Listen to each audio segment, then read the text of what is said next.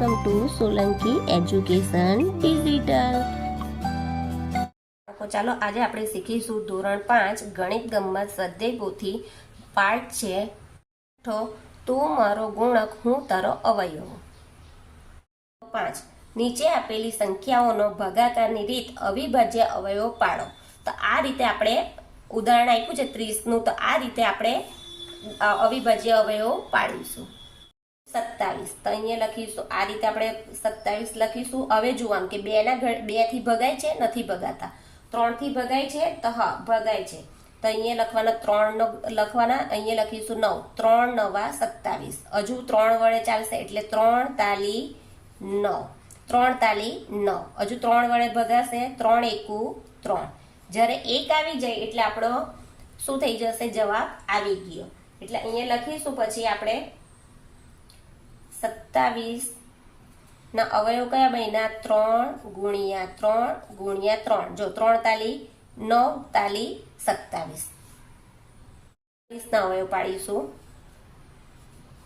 40 તો 2 વડે ભગાય છે, પહેલા 2 થી શરૂઆત કરવાની। 2 વડે ભગાય છે તો હા 2 2 4 ના મીંડું એટલે 20 દુ 40। હજુ 2 વડે ભગાશે એટલે 2 લખીશું, અહીંયા 2 એકુ 2 ને આ મીંડું 2 એકુ 2 એટલે 10 દુ 20। હજુ 2 વડે ભગાય છે તો હા 2 ના ઘડિયામાં આવે છે ને, 2 પંચા 10।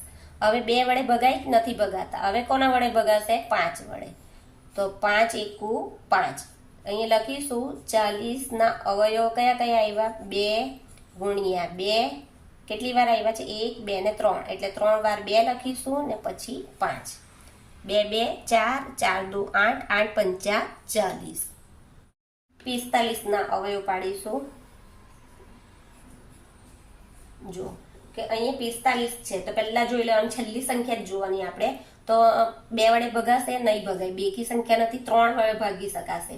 તો પહેલા આપણે 3 વડે ભાગી શકીએ, 3 કરીએ તો 3 ગુણ્યા 45 ભાગ્યા 3 તો 3 એકુ 3, 4 માંથી 3 જાય તો 1, ઉપરથી ઉતાર્યો 5, 3 પંચા 15 એટલે કેટલા આવ્યા, 15 તાલી 45, 15 તાલી 45 આવી ગયા। હવે આપણે જોવાનું કે 3 વડે ભગાય છે તો હા 3 પંચા 15। હવે 3 વડે નહીં ભગાય, હવે કયા 5 એટલે 5 એકુ 5 એટલે 45 ના અવયવ કેટલા બન્યા, 2 વાર 3 અને 5, 3 તાલી 9, 9 પંચા 45। 54 હવે 54 ના અવયવ બનાવીશું આપણે।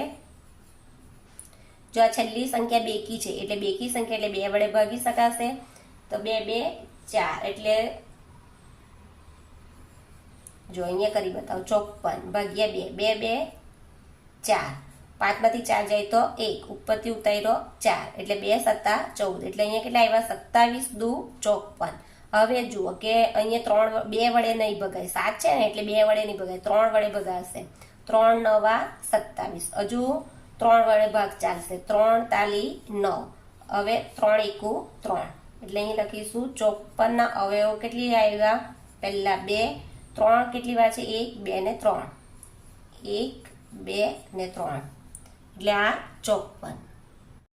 60 ના કરીશું તો 60 ના અહીંયા છેલ્લી સંખ્યા છે 0 એટલે 2 વડે ભાગી શકાશે, 2 તાલી 6 ને અહીંયા મીંડું એટલે 30 દુ 60।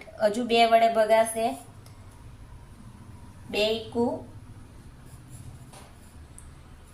જો 2 એકુ 2, 3 માંથી 1 જાય, 3 માંથી 2 જાય તો 1, ઉપરથી ઉતાર્યું મીંડું, 5 દુ 10 એટલે કેટલા આવ્યા, 15 દુ 30 આવ્યા। હવે 3 વડે ભગાશે, 3 પંચા 15, હવે 5 વડે 1, તો અહીંયા 60 ના અવયવ કયા બન્યા, 2 વાર 2, 3 ને 5, 2 2 4, 4 તાલી 12, 12 પંચા 60।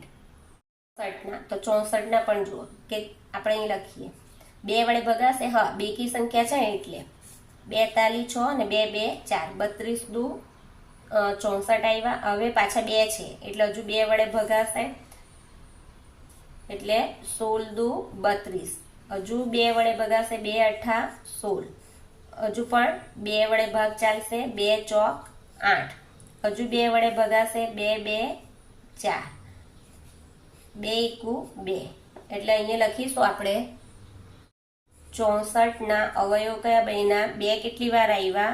1 2 3 4 5 6 6 વાર 2 લખીશું. 1 2 3 4 5 ને 6.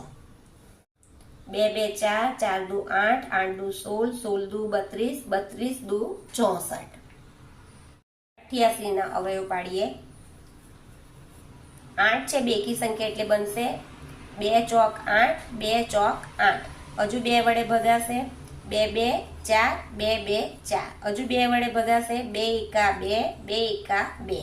હવે કયા આવ્યા? 11 એટલે 11 તો 11 એકા 11 એટલે 88 ના અવયવ બનશે આપણા 2 કેટલી વાર આવશે? 3 વાર ને 11. 2 2 4 4 દુ 8 8 ગુણ્યા 11 એટલે 11 98 ના અવયવ પાડીએ. બેકી સંખ્યા છે એટલે 2 વડે ભગાશે એટલે આપણે કેટલા આવશે? 2 ચોક 8 1 2 4 2 9 18 એટલે 49 ગુણ્યા 2 કર્યા. હવે જુઓ કે અહીંયા 9 છે તો અહીંયા 3 વડે ભાગી શકાય. જો અહીંયા કરી જોઈએ આપણે 49 ગુણ્યા ભાગ્યા 3 તો 3 એકુ 3 4 માંથી 3 જાય તો 1 19 આવ્યા એટલે અહીંયા નહીં ભગાય એટલે આ નહીં આવે. હવે કયા આવશે? 7 વડે. 7 7 49 7 એકુ 7 એટલે 98 ના અવયવ કેટલા આવશે? 2 ગુણ્યા 7 ગુણ્યા 7 2 સત્તા 14 14 સત્તા 98.